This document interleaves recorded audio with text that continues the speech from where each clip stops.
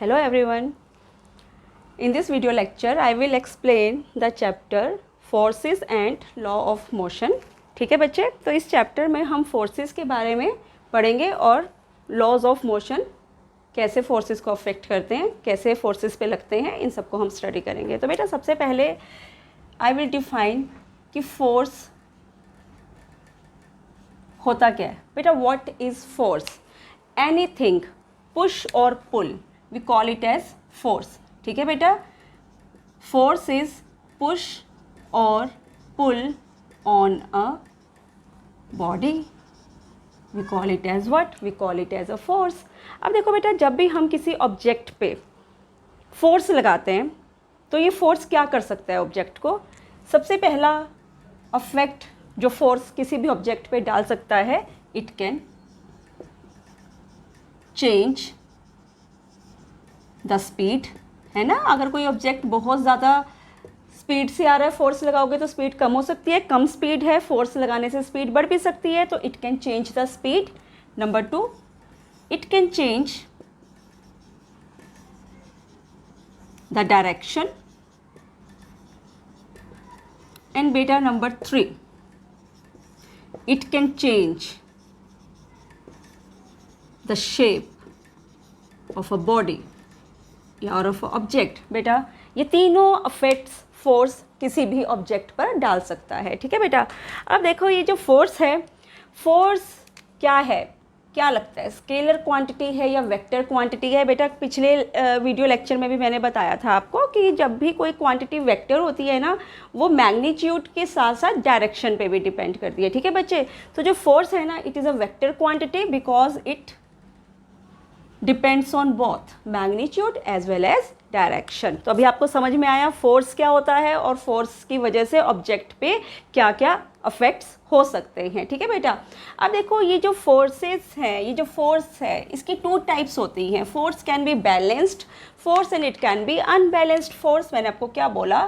Force 2 types के हो सकते हैं, बैलेंस्ड एंड हम ज़रा ये वाला मार्कर यूज़ करते हैं, अनबैलेंस्ड। ठीक है बेटा, forces can be balanced and forces can be unbalanced. आपने अपनी छोटी क्लासेस में, प्रीवियस क्लासेस में ये पढ़ा होगा, एक बार इसे जल्दी से रिकॉल कर लेते हैं। सपोज करो यहाँ पर बेटा एक ऑब्जेक्ट है, ठीक है, ऑब्जेक्ट पर इस डायरेक्शन से फोर्स लगा, सपोज करो 6 न्यूटन। सिमिलरली इस डायरेक्शन से भी ऑब्जेक्ट पे फोर्स लगा, अभी भी कितना? 6 न्यूटन।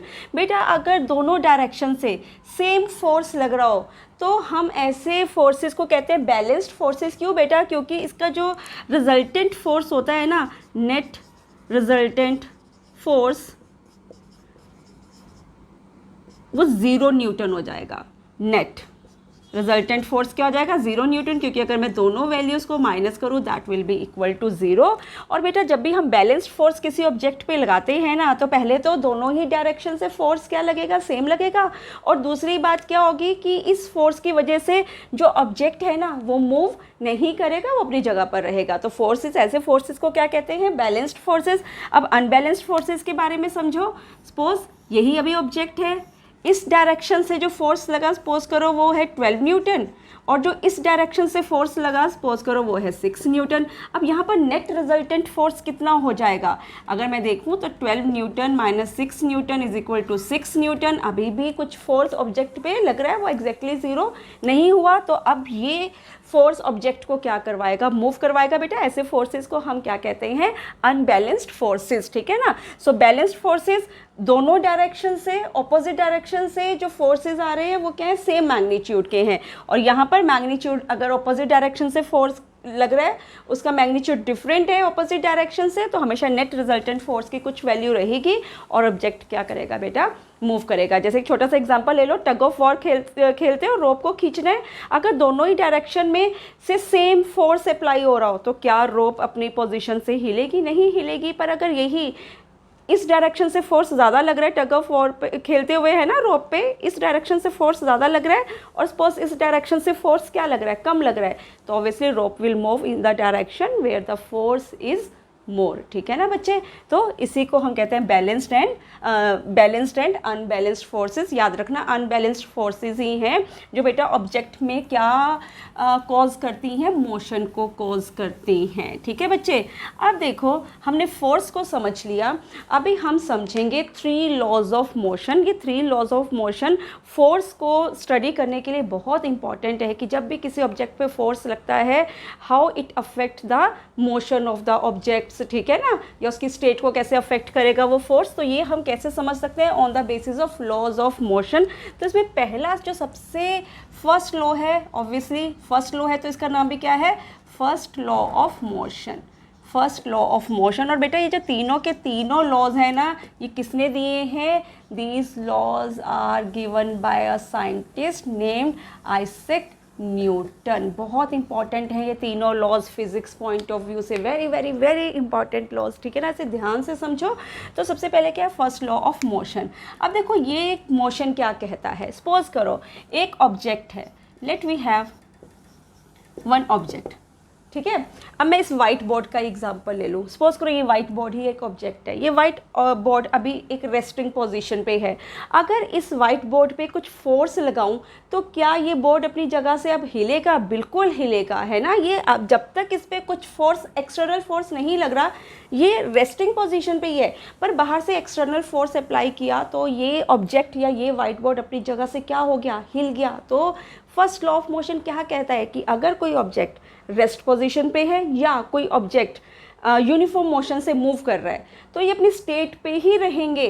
कब तक, जब तक कि इन पर कोई एक्सटर्नल फोर्स अप्लाई नहीं होता। इसे हम कहते हैं first law of motion. What I said, what this law states that if an object is in a state of rest, ठीक है, और in a uniform motion, it will remain in its state unless or until some external force act on it, until or unless some external force acts on it। जब तक कि उस पर कोई external force नहीं लगेगा बच्चे ये ऑब्जेक्ट मूव नहीं करेगा। इसको हम क्या कहते हैं, इसी को हम कहते हैं फर्स्ट लॉ ऑफ मोशन, ठीक है ना। तो ऑब्जेक्ट की 2 स्टेट्स हो सकती है, या तो वो किस पे हो सकता है, रेस्ट पर हो सकता है, या वो किस पर हो सकता है बेटा, या वो यूनिफॉर्म मोशन से मूव कर रहा है, ठीक है। और इन दोनों ही केसेस में ऑब्जेक्ट तब तक अपनी स्टेट में रहेगा जब तक कि बाहर से एक्सटर्नल फोर्स हम अप्लाई नहीं करते, ओके। अब देखो बेटा ऑब्जेक्ट की कौन सी प्रॉपर्टी है जो ऑब्जेक्ट को अपनी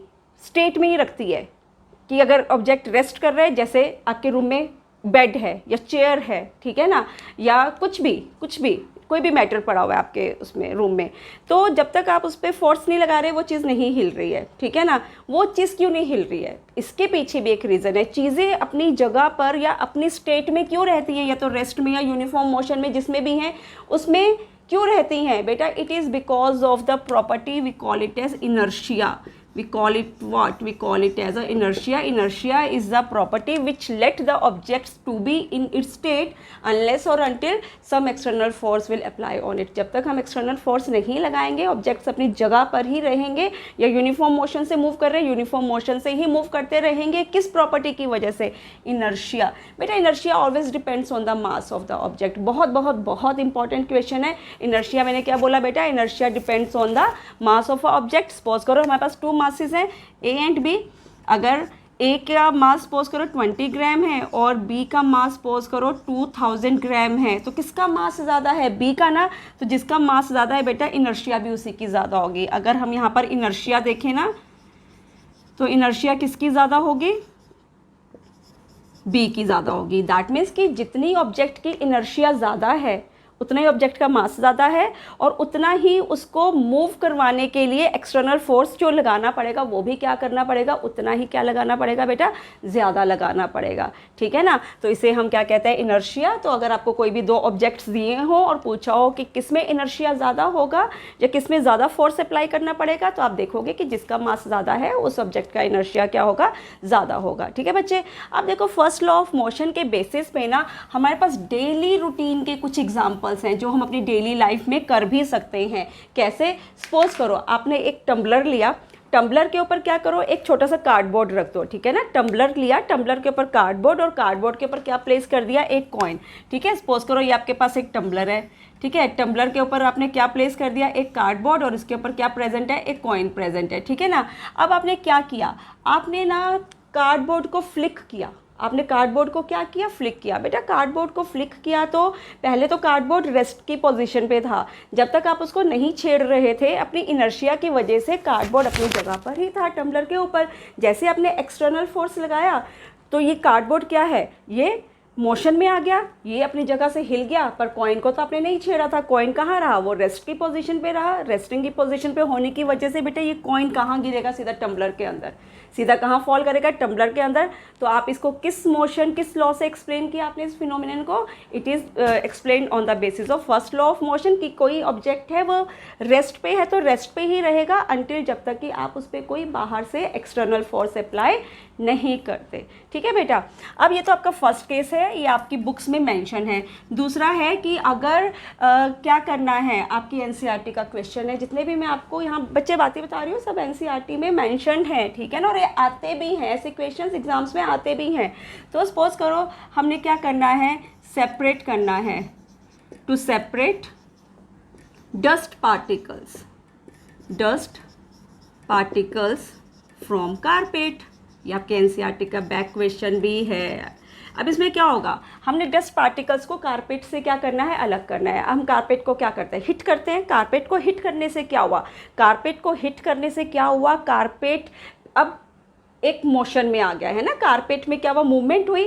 बट डस्ट पार्टिकल्स को तो हमने नहीं छेड़ा, वो रेस्ट वाली पोजीशन पे ही रह गए। तो क्या होगा, डस्ट पार्टिकल्स रेस्ट की पोजीशन पे, और जो कारपेट है उसको तो आप हिट कर रहे हो, ठीक है ना, तो उसमें कुछ मूवमेंट हुई और डस्ट पार्टिकल्स रेस्ट पे रहे, तो डस्ट पार्टिकल्स क्या हो जाएंगे, सेपरेट हो जाएंगे फ्रॉम द कारपेट, है ना। डेली रूटीन का एग्जांपल, आपके घर में मदर्स या जो भी मेड आती होगी, है ना, कारपेट साफ करते हैं तो उसको ज़ोर से हिट करते हैं कारपेट को ताकि डस्ट पार्टिकल्स निकल जाए। अब आप इस पर साइंस भी लगा सकते हो, है ना। अब आप इस पर साइंस लगा सकते हो और क्या आप बोलोगे कि इस पर कौन सा लॉ लग रहा है, it is the first law of motion, ठीक है बेटा। थर्ड केस है, अब सपोज करो ये भी आपने बहुत बार ऑब्जर्व किया, सारे बच्चा हम जितने भी एग्जांपल्स ले रहे हैं ना, हम डेली रूटीन के एग्जांपल्स ले रहे हैं। अब जैसे सपोज करो आप जा रहे हो स्कूल जा रहे हो, किसमें, स्कूल बस में। अब क्या हुआ कि ड्राइवर ने एकदम से ब्रेक लगा दी, तो क्या हुआ, अगर ड्राइवर ने सडनली ब्रेक अप्लाई कर दिया तो क्या हुआ, क्या आप गिरते हो, है ना, आगे की डायरेक्शन में फॉल करते हो। अब इसका रीज़न क्या है, आप बस में हो, बस के साथ आप क्या है बच्चे, आप बस मूव कर रही है, आप खड़े हो, आप भी मूव कर रहे हो, आपका जो लोअर पोर्शन है ना वो बस के साथ वो भी क्या कर रहा है, मूव कर रहा है, पर अपर पोर्शन क्या है, वो रेस्ट पे है। जैसे ही बस ने क्या किया बेटा, बस ने मतलब जो डायरेक्ट कंटेक्ट है वो लोअर पोर्शन का बस के साथ डायरेक्ट कंटेक्ट है ना।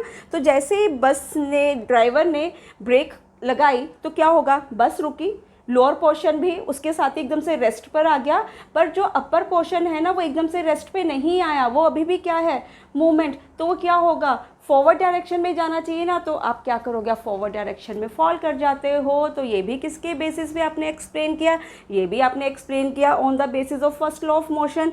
फोर्थ केस भी है कि स्कूल जा रहे हो, अभी बस स्टार्ट नहीं हुई, आप बस पे जाकर खड़े हो गए, एकदम से ड्राइवर ने बस को स्टार्ट कर दिया, क्या हुआ बेटा, कहाँ, किस डायरेक्शन में फॉल करते हो, हमेशा आगे की डायरेक्शन में या पीछे की डायरेक्शन में फॉल करते हो। इसको भी हम समझ लेते हैं, कहाँ फॉल करोगे।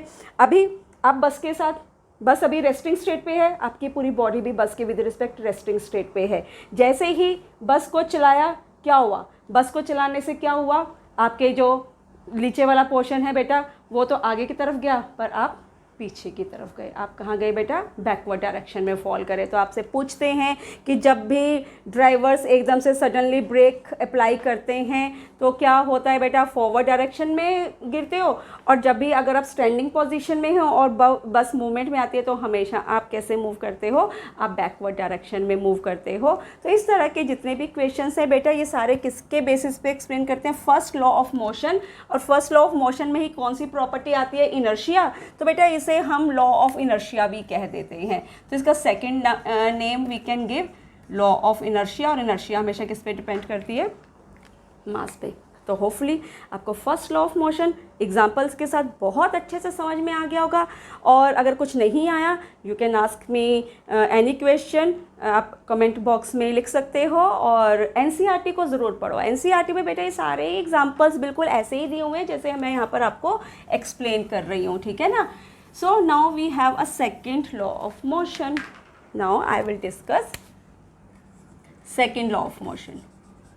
बेटा ये जो सेकेंड लॉ ऑफ मोशन है ना, इसी ने फोर्स की इक्वेशन दी थी। सेकेंड लॉ ऑफ मोशन से ही फोर्स आया था। तो इसमें क्या हम पढ़ेंगे कि जो फोर्स है, ठीक है ना, how force affect the motion in the objects, ठीक है ना। तो अगर हम किसी मैसिव बॉडी पे एक्सटर्नल फोर्स अप्लाई करते हैं तो what happened to its motion, यही हम किस में पढ़ेंगे, सेकेंड लॉ ऑफ मोशन में। और इसी सेकेंड लॉ ऑफ मोशन से ही हमारे पास कंसेप्ट आएगा फोर्स की मैथमेटिकल इक्वेशन, हम यहीं से ड्राइव करेंगे। बहुत बहुत बहुत इंपॉर्टेंट इक्वेशन है, आती है एग्जाम में। जितने भी इक्वेशंस के आगे बेटा मैं आपको कहती हूँ ना, very very very important, please उसको कहीं पे साइड पे लिख लिया करो। अगर मैं आपको 100% क्वेश्चन जो भी मैं आपको बता रही हूँ ना, आप ध्यान में रखना, उसमें से 60 to 70% क्वेश्चन पक्का आपके, मैंने आपको हमेशा बोलती हूँ, एग्जाम्स में होंगे ही होंगे, ठीक है ना। So second law of motion से हमें किसका कंसेप्ट मिला, फोर्स का। तो इसमें हमने क्या देखना है बेटा, इसमें हमने देखना है कि कोई ऑब्जेक्ट है, उसका मास है, ठीक है। अगर ये ऑब्जेक्ट पे हम फोर्स अप्लाई करते हैं, ठीक है, तो क्या होगा, ऑब्जेक्ट की वेलोसिटी क्या कर जाएगी, इंक्रीज कर जाएगी। सपोज करो एक बॉल है, वो भी धीरे से चल रही है, आपने बॉल को आकर फोर्स लगाया, तो क्या बॉल की स्पीड बढ़ जाएगी, बिल्कुल बढ़ जाएगी, है ना। तो ये कौन सी प्रॉपर्टी है जिसमें मास और वेलोसिटी को हम आपस में रिलेट कर रहे हैं। मैंने यहाँ पर किस किस को रिलेट किया, ऑब्जेक्ट के मास को और ऑब्जेक्ट की वेलोसिटी को। बेटा इस प्रॉपर्टी को कहते हैं मोमेंटम। इस प्रॉपर्टी को क्या कहते हैं, मोमेंटम। मोमेंटम का कंसेप्ट बहुत इंपॉर्टेंट है समझना, अगर मुझे सेकेंड लॉ ऑफ मोशन समझाना है, ठीक है। तो इसमें सबसे पहले हम समझेंगे मोमेंटम। मोमेंटम क्या, जिसमें हम ऑब्जेक्ट के मास और वेलोसिटी को आपस में क्या करते हैं, रिलेट करते हैं, और जो प्रॉपर्टी निकल कर बनती है वो क्या है बेटा, मोमेंटम। मोमेंटम को रिप्रेजेंट करते हैं स्मॉल पी से। तो momentum is equal to what, mass into velocity. अगर एक ऑब्जेक्ट का मास 200 kg है, अगर ऑब्जेक्ट का मास कितना है 200 kg, और वो सपोज करो 5 मीटर पर सेकेंड की स्पीड से मूव कर रहा है, और अगर आपको मोमेंटम निकालना है तो कैसे निकालोगे, momentum is equal to what, mass into velocity. मैंने यूनिट्स SI लिए हुए हैं, ठीक है। मास का कितना अमाउंट है 200 kg, और वेलोसिटी कितनी है 5 मीटर पर सेकेंड। कितना बना आपका answer, 1000 kg metre per second. तो ऐसे निकालता है मोमेंटम, आता है एक नंबर का ये न्यूमेरिकल पेपर में। यूनिट्स क्या निकालेंगे, इसके यूनिट्स मैंने बना भी दिए। मास के लिए बेटा SI यूनिट्स किलोग्राम, वेलोसिटी के हमने मोशन के चैप्टर में कितनी बार करे थे, मास पर सेकेंड। तो बेटा ये kg मीटर पर सेकेंड क्या बन गया, it is SI unit of momentum. बहुत इंपॉर्टेंट है, पेपर में का क्वेश्चन आता ही आता है, बहुत बहुत बहुत रिपीट होता है कि मोमेंटम के यूनिट्स लिखो। अब हमने मोमेंटम तो समझ लिया, अब मोमेंटम के बेसिस पे मुझे क्या करना है, मुझे निकालना है फोर्स की मैथमेटिकल इक्वेशन। बेटा फोर्स क्या होता है, अभी आपने मोमेंटम पढ़ा, जैसे एक ऑब्जेक्ट है A, सपोज करो ये ऑब्जेक्ट का मास है m और उसकी इनिशियल वेलोसिटी है u, है ना। इनिशियली इसकी वेलोसिटी कितनी है u। आपने फोर्स एक्सर्ट किया, ऑब्जेक्ट का क्या हुआ, अब ऑब्जेक्ट इस पोजीशन पे आया और अभी भी इसका मास m है, पर इसकी वेलोसिटी अब बढ़ चुकी है। कैसे बढ़ चुकी है, क्योंकि आपने इसको पुश किया था। अब इसकी वेलोसिटी क्या बन गई v, और मुझे पता है m into u is equal to what, momentum. It is equal to what, momentum, इसे P1 मान लेते हैं। यहाँ पर भी m into v is equal to what, it is also equal to momentum. इसे हम मान लेते हैं फाइनल मोमेंटम, ठीक है। P1 is what, initial momentum, P2 is what, final momentum of object. अब देखो बेटा फोर्स क्या होता है, मैथमेटिकली हम देखें ना, force is directly proportional to change in momentum per unit time. तो force is directly proportional to rate of change in momentum. बेटा जब भी रेट वर्ड कहीं आ जाता है ना, तो आप याद रखना कि वहाँ पर हम उस क्वांटिटी को टाइम के साथ डिवाइड कर रहे हैं। कहीं भी रेट लिखा आ जाए तो उस क्वांटिटी को किससे डिवाइड करते हैं, हमेशा हम टाइम से। पूरी साइंसेस जब तक करोगे ना, देखना यही होगा हमेशा। तो मुझे क्या करना है, फोर्स को चलो हम कैपिटल F लिख देते हैं, एक ही बात है, ठीक है। अब देखो यहाँ पर बेटा फोर्स को मैंने क्या बोला, directly proportional to change in momentum. Change motion में भी किया था, जब भी चेंज करते हैं हमेशा फाइनल मोमेंटम माइनस इनिशियल, या final velocity minus initial velocity, final acceleration minus initial acceleration, जब भी आपको बेटा चेंज निकालना होता है ना, हमेशा हम क्या करते हैं, फाइनल में से इनिशियल वैल्यू को हमेशा माइनस करते हैं। तो यहाँ पे भी मैं यही करूँगी, मुझे चेंज निकालना है तो मैं चेंज निकालने के लिए क्या करूँगी, final momentum minus what, initial momentum, ठीक है, and divide by what, divide by time. अब यहाँ पर भी करेंगे डायरेक्टली प्रोपोर्शनल, फाइनल मोमेंटम कितना है, P2 minus P1 divide by T, directly proportional है ना, सब जगह फोर्स तो आ ही रहा है, फोर्स फोर्स फोर्स। यहाँ पर P2 की जगह पे वैल्यू क्या लिखें, यहाँ पे हम लिख देते हैं mv, यहाँ पे क्या लिखूँ, mu बाय T। अभी भी इट इज़ m तो दोनों में कॉमन है, तो v minus u by t. क्या होता है v minus u by t, motion के चैप्टर में फर्स्ट इक्वेशन ऑफ मोशन बेटा यही तो थी, पिछला याद रखा करो ऐसे तो, क्योंकि आप साइंसेस करोगे ना, अभी फिजिक्स पढ़ोगे या साइंस का कोई भी चैप्टर, पीछे वाले कंसेप्ट ना आगे कहीं ना कहीं यूज़ हो रहे हैं, ठीक है। तो मैंने आपको समझाया हुआ है बेटा v minus u is equal to what, हमने पढ़ा ना, v minus u is equal to a t, तो दैट मीन्स कि v minus u by t क्या बना, ये बना एक्सेलरेशन। तो force is directly proportional to m into a. अब मुझे इस प्रोपोर्शनैलिटी के साइन को हटाना है बेटा, जब भी हमें प्रोपोर्शनैलिटी के साइन को हटाना होता है ना, हमें वहाँ पर एक कांस्टेंट देना पड़ता है। मैं यहाँ पर भी यही करूँगी, यहाँ पर मैं इसको एक कांस्टेंट दूंगी, इक्वल का साइन डाला, क्या लिखा, k m इंटू ए, और इस k की वैल्यू 1 है, तो आपके पास f क्या बना, आपके पास f बना व्हाट, मास इनटू एक्सेलरेशन। ये रही हमारी फोर्स की मैथमेटिकल इक्वेशन, जो कहाँ से आई, सेकेंड लॉ ऑफ मोशन से। F always depends on the mass of the object as well as the acceleration which this object has attained, ठीक है ना। तो बेटा इसको क्या कहते हैं, इसको हम कहते हैं फोर्स। तो इसके बेसिस पे बड़े न्यूमेरिकल्स आते हैं, आपको मास दिया होता है, मास हमेशा kg में लेना है, ऐसा ही यूनिट, और ए तो मुझे पता है ए क्या होता है, v minus u by t, a is equal to what, v minus u by t. हो सकता है आपको पेपर में न्यूमेरिकल में एक्सेलरेशन की वैल्यू सीधा ही दे दें, और हो सकता है बेटा कि आपको एक्सेलरेशन निकालना पड़े इस इक्वेशन को लगा कर, तो थोड़ा दिमाग लगा लेना अपना, ठीक है ना। अब इसके मैं यूनिट्स बनाऊँ तो m के यूनिट्स क्या है बेटा, kg, और एक्सेलरेशन के यूनिट्स हमने किए हुए ना, मीटर पर सेकेंड स्क्वायर। तो f is equal to kg metre per second square, और ये पूरी क्वांटिटी पता है किसकी इक्वल बनती है, न्यूटन। न्यूटन इसको हम n से रिप्रेजेंट करते हैं, newton is equal to kg metre per second square. तो ये रहा न्यूटन। अभी मैं बैलेंस्ड फोर्सेस अनबैलेंस्ड फोर्सेस में न्यूटन वर्ड यूज़ कर रही थी ना बेटा, फोर्स के यूनिट्स ही न्यूटन होते हैं। कभी आपको ऐसी क्वांटिटी दे देना 100 न्यूटन, तो आंखें बंद करके समझ लोगे ना कि ये इस चैप्टर में अभी ये फोर्स की बात कर रहे हैं, ठीक है ना। तो 100 न्यूटन, तो it means it is a force. तो newton is equal to, we can say that 1 newton is equal to 1 kg 1 metre per second square. अगर आपको 1 न्यूटन डिफाइन करने के लिए आ जाए ना, सो 1 न्यूटन क्या है, it is a 1 metre per second square acceleration which is produced by object having a mass 1 kg। जब 1 kg मास का ऑब्जेक्ट इतनी एक्सेलरेशन प्रोड्यूस करता है तो बेटा that is always equal to 1 newton. So 1 newton is the force which is applied on a object which has a 1 kg mass and having acceleration 1 meter per second square, then we call it as what, 1 Newton। 1 Newton की definition आपको paper में define करने के लिए आ जाती है। तो ये आपको इक्वेशन समझ में आई, आई थिंक आ गई होगी, है ना। तो force is what, it is change in momentum per unit time. इसके बेसिस पे हमने इक्वेशन बनाई, F is equal to m into a. अब हम अपनी डेली लाइफ में कहाँ यूज़ कर सकते हैं सेकेंड लॉ ऑफ मोशन, बेटा जितने भी ये एग्जांपल्स हम कर रहे हैं ना इन लॉज ऑफ मोशन को, इसे हम अपनी डेली लाइफ में बच्चे अप्लाई कर सकते हैं। चलो ज़रा 1 बाय 1 फिर से हम अप्लाई करके देखते हैं।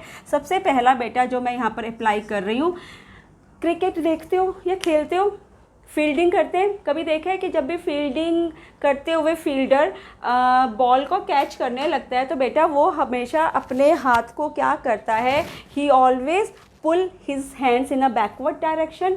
ठीक है, फील्डर्स क्या करते हैं, स्पीड से बॉल आ रही है, हमेशा उसको कैच करते हुए उनके लिए प्रेफरेबली रहता है, उनके लिए इजी रहता है अगर वो हाथ को थोड़ा सा पीछे की तरफ बैक डायरेक्शन में पुल कर लें।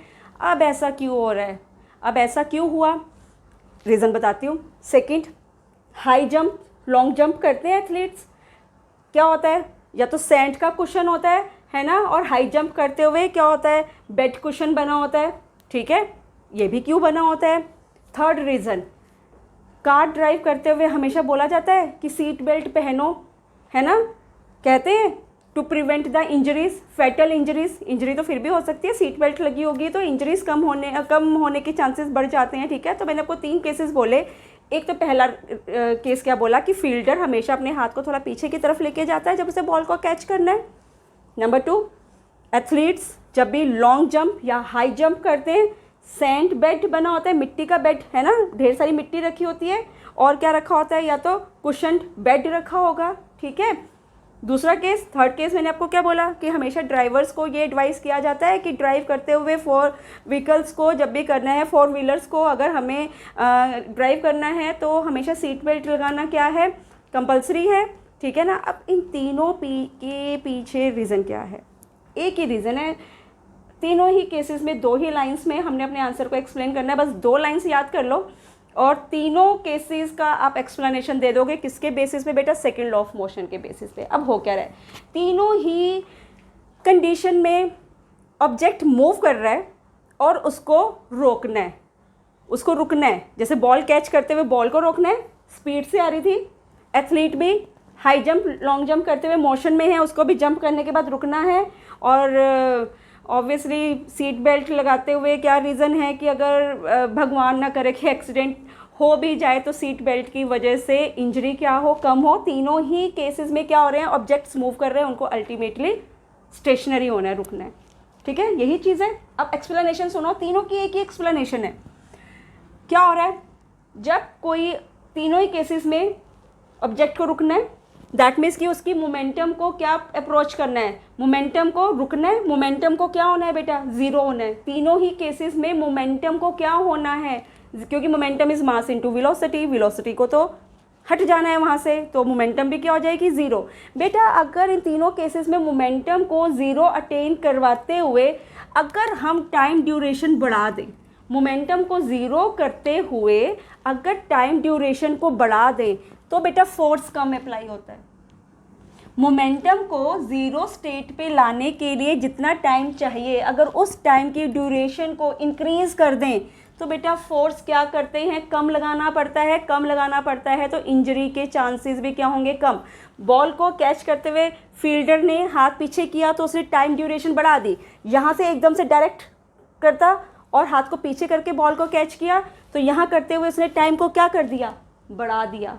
टाइम किसका बढ़ा दिया, मोमेंटम का 0 होने का टाइम उसने इंक्रीज करवा दिया। इसकी वजह से फोर्स कम लगेगा और फील्डर को चोट कम लगेगी। डायरेक्ट करते हुए कैच चोट लगने के चांसेस ज़्यादा हैं, ऐसे करके कैच करेगा तो फोर्स कम अप्लाई होगा और इंजरी होने के चांसेस भी उतने ही क्या हो जाएंगे, कम हो जाएंगे। Same for the athlete also, question bed पे जंप लगेगा तो मोमेंटम 0 होने का टाइम ड्यूरेशन क्या हो जाएगा, इंक्रीज हो जाएगा बेटा, फोर्स कम अप्लाई होगा। सीट बेल्ट लगाई होगी, भगवान न करे एक्सीडेंट हो, है ना, तो क्या होगा, ड्राइवर को अगर सीट बेल्ट लगी होगी तो मोमेंटम 0 करते हुए, है ना, वो आगे ऐसे फॉल करना है, उसको आगे फॉल करने के लिए क्या होगा, जो बेटा जो टाइम ड्यूरेशन है वो क्या हो रहा है, वहाँ पे बढ़ रहा है, फोर्स क्या लग रहा है, कम लग रहा है। फोर्स कम लगेगा तो चोट भी क्या लगेगी, कम लगेगी।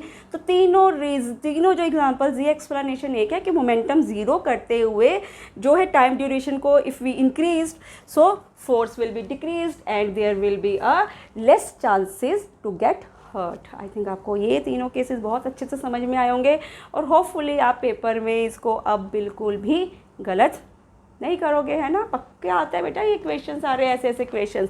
चलो अब हम आ जाते हैं थर्ड लॉ ऑफ मोशन पे। होपफुली आपको चैप्टर आसान लग रहा होगा, बहुत बहुत बहुत इजी चैप्टर्स है बेटा। अगर फिर भी आपको कुछ कंसेप्ट समझ में नहीं आता, आप कोई भी क्वेश्चन, कैसा भी क्वेश्चन बेटा कमेंट बॉक्स में डाल सकते हो। कोई न्यूमेरिकल्स समझ में नहीं आता, न्यूमेरिकल्स हम करेंगे अभी फर्स्ट चैप्टर के भी और इस चैप्टर के भी। आपको मैं एनसीईआरटी के बैक क्वेश्चंस भी सारे सॉल्व करवाऊंगी, ठीक है बच्चे। Now we are coming to third law of motion. बेटा थर्ड लॉ ऑफ मोशन क्या कहता है, सपोज करो एक ऑब्जेक्ट ए है, इस ऑब्जेक्ट ने बी पर लगाया फोर्स, ऑब्जेक्ट ए ने बी पर कुछ लगाया फोर्स, अब क्या होगा, बी भी उतना ही फोर्स लगाएगा किस पे, ए पर। एक ऑब्जेक्ट दूसरे ऑब्जेक्ट पे जब भी कभी फोर्स लगाता है तो बेटा वो दूसरा ऑब्जेक्ट भी पहले वाले ऑब्जेक्ट पे सेम उतना ही फोर्स लगाता है, बस दोनों की डायरेक्शन क्या है, ऑपोजिट है। तो दैट मीन्स कि मैंने क्या बोला, जब भी दो ऑब्जेक्ट्स एक दूसरे पे फोर्स लगा रहे हैं, पहले तो दोनों फोर्सेस क्या हैं, उनका मैग्नीट्यूड क्या है, forces are exactly equal but they are opposite direction, that is why put here negative sign. इसे हम क्या कहते हैं, थर्ड लॉ ऑफ मोशन, और we can say it every action has an opposite reaction, every action has an opposite reaction. बच्चे इसको हम क्या कहते हैं, इसी को हम कहते हैं थर्ड लॉ ऑफ मोशन, ठीक है ना। आप सपोज करो कि अगर आपने टेबल के ऊपर कोई बुक रखी है, ठीक है ना, तो जो बुक है ना वो टेबल पे फोर्स एक्सर्ट करेगी, फोर्स भी टेबल भी बुक पे क्या करेगी बेटा, फोर्स को एक्सर्ट करेगी, पर दोनों फोर्सेस क्या हैं, सेम है, ऑपोजिट डायरेक्शन में है, इक्वल हैं, तो इसलिए हमें बुक मूव करती हुई नज़र नहीं आ रही है, फोर्स लग रहा है, बुक भी फोर्स लगा रही है टेबल पे, टेबल भी फोर्स लगा रहा है बुक के ऊपर, पर फिर भी बुक अपनी जगह से हिलती ही नहीं है, ये टेबल ऐसा मूव नहीं कर पाता है। रीज़न ये है ना कि दोनों फोर्सेस क्या हैं, इक्वल हैं, है ना, ऑपोजिट इन डायरेक्शन है पर इक्वल हैं, बैलेंस टाइप ऑफ फोर्स है ना, हमने इसको पढ़ा भी था। अब देखो बेटा अगली चीज़ इसमें हम अगर हम डेली लाइफ के एग्जांपल्स को देखें कि सपोज करो क्या है, आप मूव कर रहे हो, आप चल रहे हो, आपके चलने से क्या हुआ, जो आपके फीट है ना वो ग्राउंड पे फोर्स लगाते हैं, है ना। जैसे आप वॉक कर रहे हो, वॉक में क्या होता है, जो आपके फीट है बेटा वो किस पे फोर्स लगाते हैं, जैसे ये रोड है, आपके फीट यहाँ पर क्या लगाएंगे, फोर्स लगाएंगे किस पे, रोड पे, in a backward direction, backward direction में फोर्स लगाते हैं फीट रोड पे। अब जो सरफेस है, जो रोड है, वो भी आपके पैरों पे क्या लगाएगी बेटा, वापस फोर्स, पर in a forward direction. This is the reason why आप चल सकते हो, आप गिरते नहीं हो, this is the reason we can walk on a road. कई बार रोड पे स्लिपरी हो, फॉल कर जाते हो पीछे की तरफ, बैकवर्ड डायरेक्शन में फॉल कर जाते हो, क्यों, क्योंकि आपके पैर तो सड़क पे फोर्स लगा रहे हैं बैकवर्ड डायरेक्शन में, पर सड़क अब उतना फोर्स नहीं लगा पा रही है क्योंकि वहाँ पर क्या हो गई, वहाँ पर फिसलन हो गई अभी, ठीक है ना। तो ऑब्वियसली वहाँ पर क्या है, स्नो है या पानी गिरा हुआ है, तो उतना ही फोर्स सरफेस आपके पैरों पे नहीं लगा पा रहा, फोर्स बैलेंस नहीं हो पाया, इसकी वजह से चलते चलते कभी आप स्लिप कर जाते हो और हमेशा कैसे फॉल करते हो बेटा, बैकवर्ड डायरेक्शन में फॉल करते हो, ठीक है ना। तो इसका ये एग्जाम्पल है। और भी एक एग्जाम्पल है, जैसे गन को जब भी फायर करते हैं, whenever we fire a gun, bullet निकली बाहर गन से, अब बुलेट तो इतनी तेज़ स्पीड से जाती है, बुलेट जिस फोर्स से बाहर निकली, बुलेट ने भी तो एक्स्ट्रा ऑपोजिट फोर्स लगाया किस पे, गन पे, ठीक है ना। क्या समझाया मैंने आपको, फायर किया आपने गन से, बुलेट निकली एक फोर्स से, अब बुलेट भी क्या करेगी, वापस उतना ही फोर्स किस पे लगाएगी, गन पर लगाएगी। इसको हम क्या कहते हैं बेटा, इसको हम कहते हैं रिकॉइलिंग ऑफ गन। ये भी क्वेश्चन बहुत ज़्यादा आता है पेपर में, रिकॉइलिंग ऑफ गन। इस रिकॉइलिंग ऑफ गन का मतलब क्या है कि when we fire a bullet, bullet moves with some force and the same and opposite force bullet will apply on the what, gun, and we call it as one, we call it as recoiling of gun. इसी की वजह से jerk लगता है shoulder पे, जो fireman है ना उसकी शोल्डर पे क्या लगेगा, जर्क लगेगा, थोड़ा जर्क लगेगा पर लगेगा ज़रूर। कारण क्या है, क्योंकि वापस फोर्स बुलेट ने गन पर लगाया था, ठीक है ना। So fireman they feel jerk in his shoulder whenever he fires a bullet from a gun.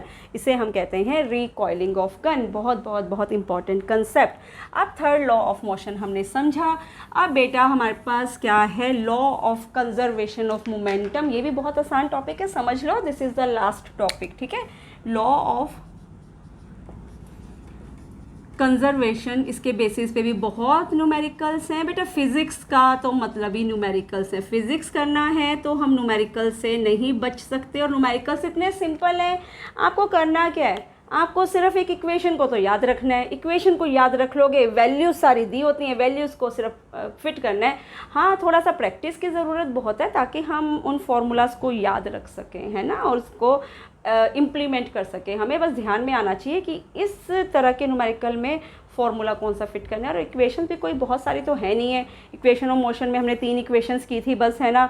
अभी भी हमने क्या किया, अभी तक हमने F = ma किया है, या अभी हम क्या करने वाले, एक इक्वेशन ही पढ़ी, F = ma, फोर्स = मास × एक्सेलरेशन, राइट।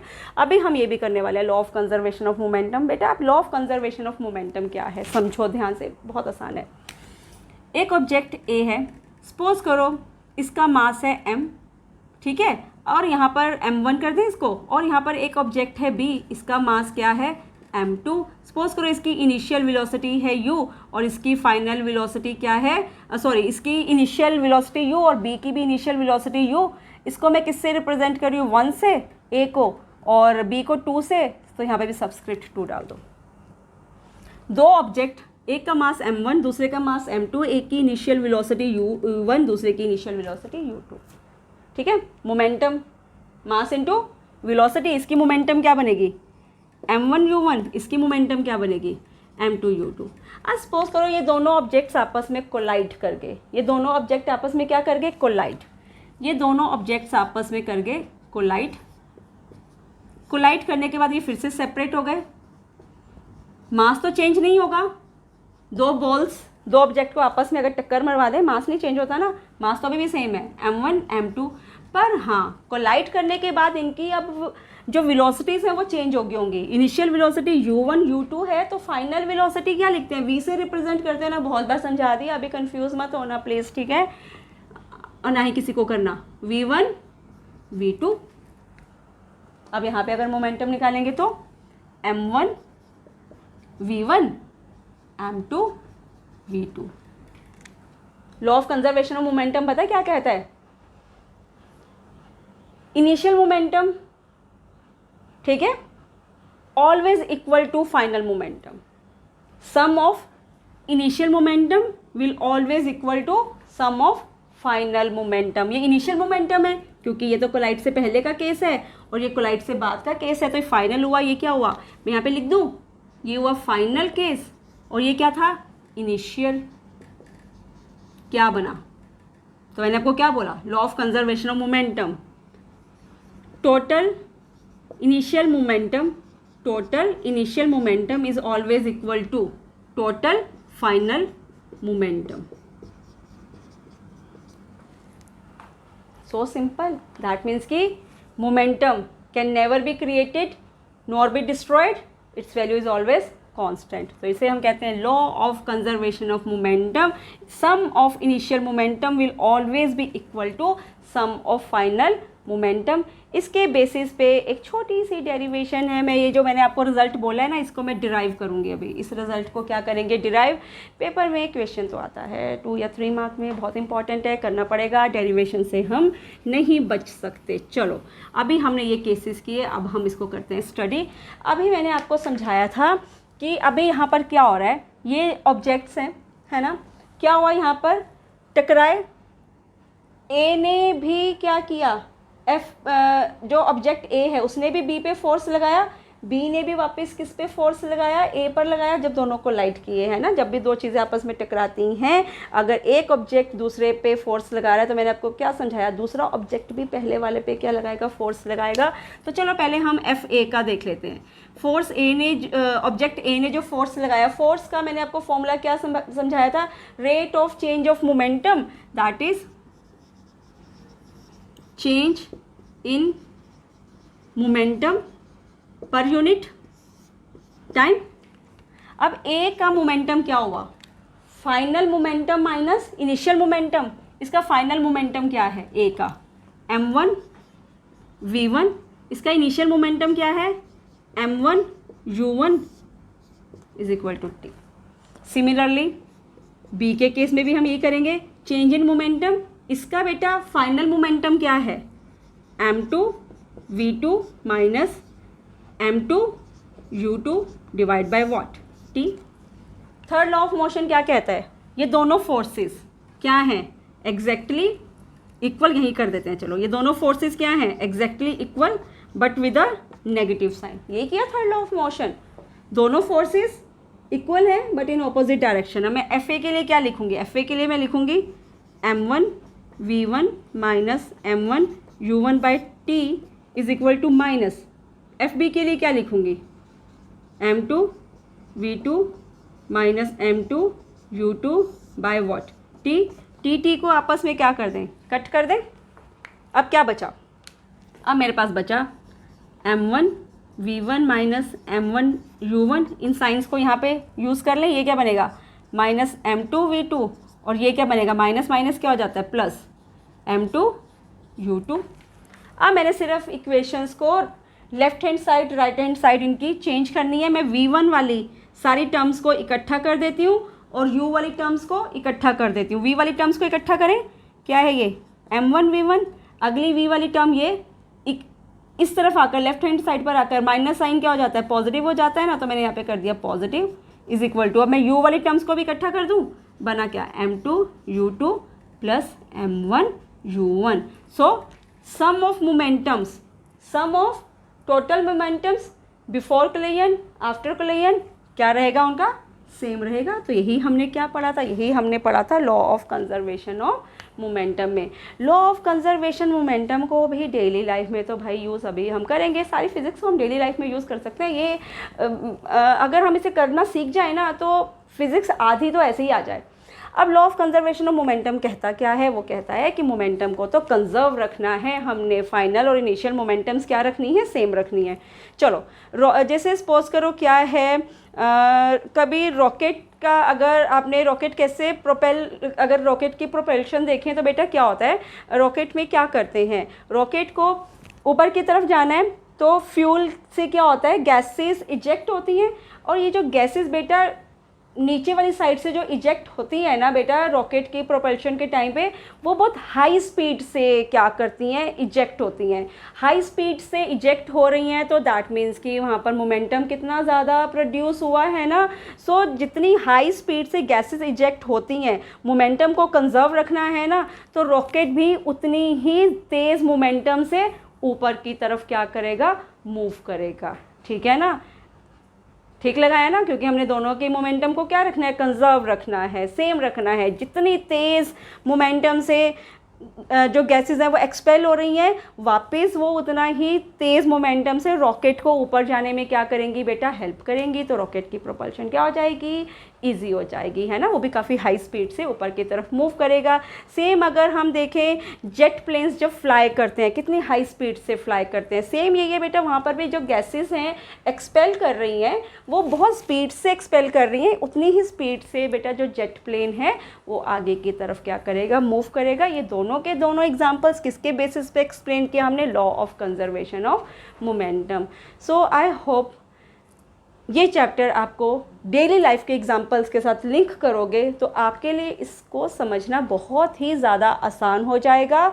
और न्यूमेरिकल्स इसके बेसिस पे जो बनते हैं, एक तो हमारी इस इक्वेशन पे बनते हैं F is equal to ma, और दूसरा इस फॉर्मूला के बेसिस पे, इनकी हम प्रैक्टिस करेंगे। I will definitely do it for you, practice करेंगे इसके हम। तो यही दो बस इक्वेशंस है इस पूरे चैप्टर में, तो दो इक्वेशंस को याद रख लो, बाकी सारा थ्योरी पार्ट है। बाकी थ्योरेटिकल इक्वेशंस बहुत बनते हैं, न्यूमेरिकल के लिए सिर्फ यही दो पार्ट हैं।